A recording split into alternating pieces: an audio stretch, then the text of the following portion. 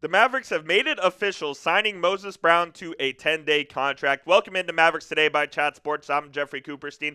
Literally 30 seconds before we filmed this show, Moses Brown officially signed his 10-day deal with the Dallas Mavericks, meaning he can practice today and play tomorrow against the New Orleans Pelicans for the Mavericks. And if you're wondering why this name sounds familiar, it's because Moses Brown actually played for the Mavs before.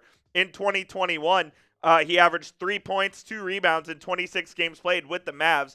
And this was actually Nico Harrison's first move as the executive of the Mavericks, was getting Moses Brown, I believe from Oklahoma City or Boston. I can't remember where. But he was the first player acquisition that he made as GM of the Dallas Mavericks. In 9 games this season, Moses hasn't done a whole lot with the Indiana Pacers, again averaging just 3 points, 1.5 boards, 65% from the field in just 5 minutes a night. Look, Moses Brown is nothing special. What you brought him in for was to be a body, and from February 20th until March 2nd, I believe that's 10 days if my math is correct, you'll have him available to play center. Now, it gets complicated after his contract expires, and we'll jump into all those details here in just a few seconds, but I do want to ask you guys off the bat right now, grade the signing of Moses Brown. What do you guys think about the Mavs signing him to a 10-day contract? A, B, C, D, or F? This will be the pinned comment on today's show. So while I'm telling you about everything that Moses Brown brings, go on down there and get your votes in. Grade the signing of Moses Brown. So let's break down a little bit what this means for the Mavericks going forward. So they obviously signed Brown to that 10-day contract. And this is a good nugget from Keith Smith, who is a big NBA salary cap guy, covers the league for a long time. He said Dallas will use 10 of the 14 days of salary that they had available left under their first apron hard cap. That means the Mavericks won't be able to sign another player after Moses Brown until April 10th. Bobby Marks also had this note saying the Mavericks are working within a tight budget. After the Brown 10-day, they will be $51,148 below the first apron, and they will need to wait until April to sign a 15th player. The Mavericks are obviously hard capped at that first apron, which means they have very little wiggle room to work with. And what this tells me is that they thought this was the right time to get a 10-day guy in there, because by the end of that 10-day, at least Dwight Powell should be ready to play by then. Because now you have Brown and Kyler Kelly, my goodness, as your 2 big men who are going to be available for the Mavericks, hopefully by the end of Moses Brown's 10-day, where the Mavericks won't be able to sign anybody, Dwight Powell should be available. We showed you this a little earlier in the week. We'll show it to you again. The expected returns for these guys aren't anytime soon, except for Dwight Powell, who should be back here in the next week or so. And by the way, P.J. Washington is also expected to play tomorrow against New Orleans, so he can play some small ball 5 if you need. But Dereck Lively and Daniel Gafford are both out until at least April. Anthony Davis, we have no earthly idea when he's going to return, if he's going to return. And Dwight Powell should hopefully be back soon. So Moses Brown, they signed to a 10-day contract to be a big body. He knows Jason Kidd. He knows what the Mavericks are trying to do. Going to practice today and going to be in uniform tomorrow against the New Orleans Pelicans. We'll get to the rest of the show here in just a sec, but I do need to tell you guys about our sponsor, which, of course, you know by now, is PrizePicks, America's #1 daily fantasy sports app. PrizePicks has over 10 million members and billions of dollars in awarded winnings, making daily fantasy sports accessible to all. You just pick more or less on at least 2 players for a shot to win up to 1,000 times your cash. Run your game all season long on PrizePicks. And the second half of basketball season is here. Make sure you play it with our friends over at PrizePicks, the best place to get real money action in over 30 states, including California, Georgia, Florida, and, of course, Texas. PrizePicks also put their members first, so all withdrawals are fast, safe, and secure. When my picks hit, I can get my money in as quick as 15 minutes. And we do have a special projection for you tonight. The 4 Nations final is tonight. Obviously, I'm going with Team USA. I'm going to take the less on Connor McDavid shots on goal, take the more on Connor Hellebuck saves, and I'll take the more on Matthew Tkachuk, half a point. Let's go, USA. You can copy my picks, or you can make picks of your own. Just please make sure you do it with our friends over at PrizePicks. Download the PrizePicks app today. Use code CLNS to get a $50 bonus when you play your first $5 lineup.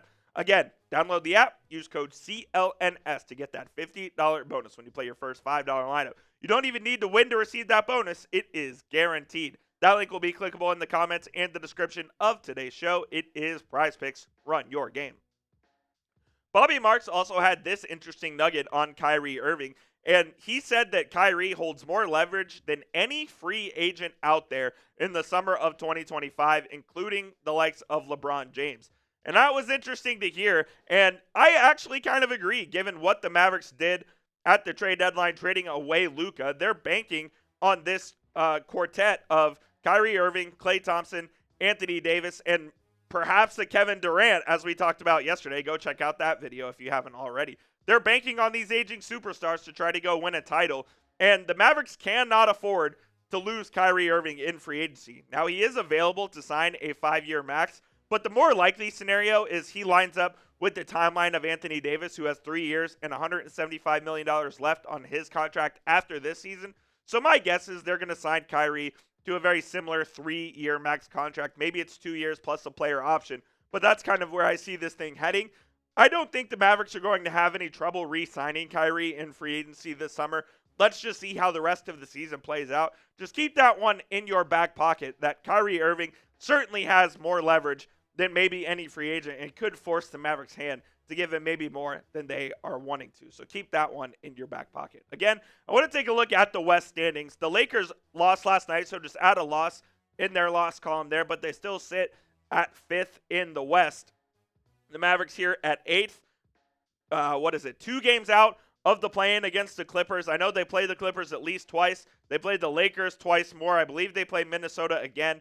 So they have plenty of opportunity to move themselves up in the standings, and they have 2 big ones coming up here against the Warriors and the Lakers. We will be live for both of these games right here on Mavericks Today by Chat Sports, so please be sure to hit that subscribe button. It's youtube.com/MavericksTV. We'll be doing watch parties all throughout the rest of the regular season and hopefully into the postseason as well. Mavs and Warriors will be fun. The Warriors are sitting 10th currently in the West, and that's a Sunday afternoon game. That'll be a blast, and obviously Mavs, Lakers, Luka versus the Mavs for the first time.